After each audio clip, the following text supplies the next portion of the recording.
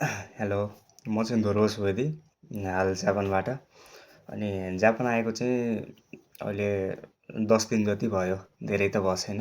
अनि मेरो एक्सपिरियन्स चाहिँ यहाँ जापान आएदेखिबाट जब यहाँ जापानमा ल्यान्ड गरेँ त्यति बेलादेखिबाट मेरो एक्सपिरियन्स चाहिँ हजुरहरूथि सेयर गर्न गइरहेको छु। अनि मेरो एक्सपिरियन्स भनेको चाहिँ जब जापानमा ल्यान्ड गरिसकेपछि जब हामीले जाइरो कार्डको लागि फर्म फिलअप गर्छौँ अनि त्यो फर्म फिलअप गर्ने चाहिँ त्यहीँ फर्महरू चाहिँ त्यहीँ एयरपोर्टमै हुन्छ। अनि त्यहाँ हजुरलाई गाइड गर्ने मान्छे पनि हुनुहुन्छ कि यसरी यसरी गर्ने अनि यसरी गर्दाखेरि यो लेख्ने यो फर्म भर्ने भनेर उहाँ चाहिँ गाइड गर्नुहुन्छ। अनि जब हजुरहरूले जाइरो कार्ड बनाएर एन्ट्री गर्नुहुन्छ, एन्ट्री गरिसकेपछि जब हजुरहरू लगेज लिन जानुहुन्छ त्यहीँबाट मेरो एउटा नयाँ एक्सपिरियन्स सुरु भयो। किनकि हामी चाहिँ 5 जना आएको थियौँ टोटल। हामी ग्रुपमा 5 जना आइरहेका थियौँ। त्यो खण्डमा चाहिँ हाम्रो चाहिँ 4 जनाको चाहिँ लगेज आयो, 1 जनाको चाहिँ लगेज आएन के। 1 जना चाहिँ मै हो।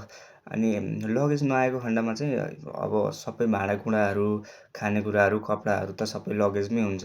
अलिकति मान्छे आत्तिन्छ नि त, म पनि हल्का आत्तिएँ कि। आत्तिएपछि त्यसपछि लगेज यताउता हेरेँ, कतै भेटिनँ हैन। नभेटेपछि म चाहिँ त्यहीँ यो एकजना हुनुहुन्थ्यो जो जापानिज नै हुनुहुन्थ्यो। उहाँले अङ्ग्रेजी पनि बुझ्नुहुने रहेछ क्या। अनि म पनि हल्का जापानिज त बोल्न त आउँथ्यो तर हल्का बुझ्ने तर फर्काउन नआउने कि लाइक त्यस्तै छु म छु पनि अहिले पनि।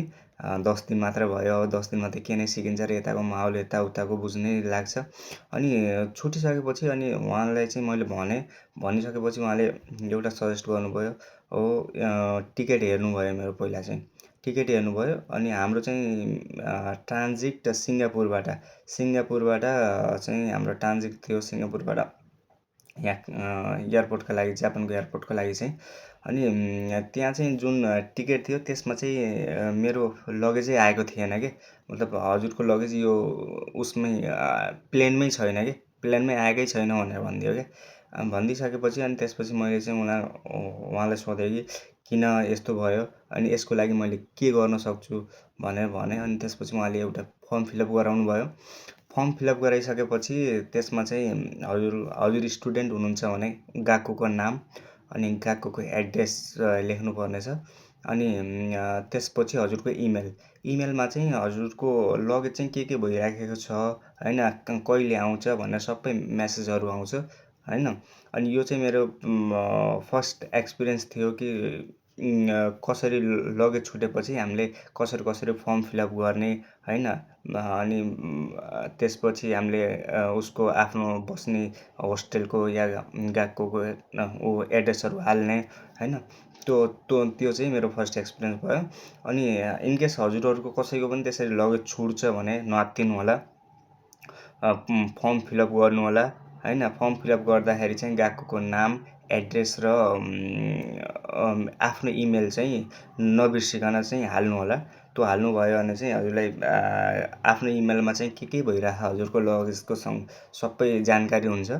अनि त्यसपछि केही 2 दिन, 3 दिन, 4 दिन या 1 हप्ता भित्रमा चाहिँ हजुरको लगेज गएकोमै आइपुग्छ। अनि गएकोले चाहिँ हजुरको होस्टेलको रुममै लिएर राखिदिन्छन् के। हो त्यस्तो व्यवस्था चाहिँ गर्छन्।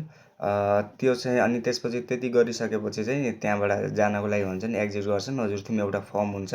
फर्म जो फिलअप गर्नुहुन्छ नि हजुरले फर्म, त्यो फिलअप गरेको फर्म चाहिँ फोटोकपी गरेर चाहिँ एयरपोर्टमा राख्छन्। अनि हजुरलाई चाहिँ ओरिजिनल चाहिँ हजुरले नै लिएर जानको लागि भन्छन् कि। अनि त्यसपछि हजुरले राख्नु अनि त्यसपछि केही समयपछि या त्यसैको बेलुकी चाहिँ हजुरलाई मेल आउँछ। उनीहरूले हजुरको लगेज ट्र्याक गर्छन्। अनि ट्र्याक गरिसकेपछि हजुरको लगेज यहाँ छुटेको रहेछ यसरी त्यसको लागि सरी भन्छन्। अनि त्यसपछि त्यो गरिसकेपछि चाहिँ त्यो गरेको 2 देखि 3 दिन या 4 दिनमा चाहिँ हजुरको लगेज आइपुग्छ। त्यही भएर नआत्तिनु होला, ढुक्कसित फर्म फिल गर्नु होला इफ इनकेस हजुरको लगेज छुट्छ भने। हस्, आजको एक्सपिरियन्स भनेको चाहिँ यही थियो है। हस्, धन्यवाद।